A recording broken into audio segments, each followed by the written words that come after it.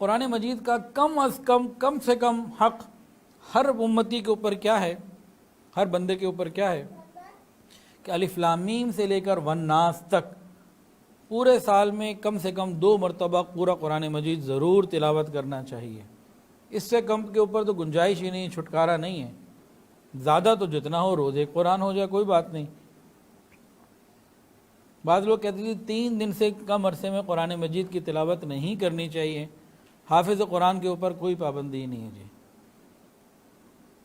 تو قرآن مجید کی تلاوت جتنی زیادہ ہو اتنا اچھا ہے۔ کئی لوگ پوچھتے ہیں عجیب سوال کہ جی زیادہ قرآن پڑھنے سے تو یہ ہو جائے گا، وہ ہو جائے گا، دماغ خشک ہو جائے گا، فلاں ہو جائے گا۔ ایسے سوال کئی دفعہ لوگ پوچھ لیتے ہیں، عجیب سوال کہ جی زیادہ ذکر کر لیا تو جلالی ہو جائے گا، زیادہ قرآن پڑھ لیا تو پتہ نہیں کیا ہو جائے گا۔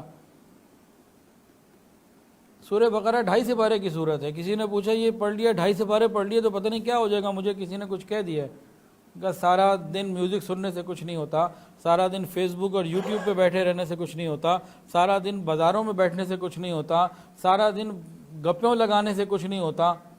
ان کو اگر کچھ ہوتا ہے تو قرآن پڑھنے سے ہی کچھ ہوتا ہے۔ تو یہ شیطان کی پھیلائی ہوئی باتیں ہیں۔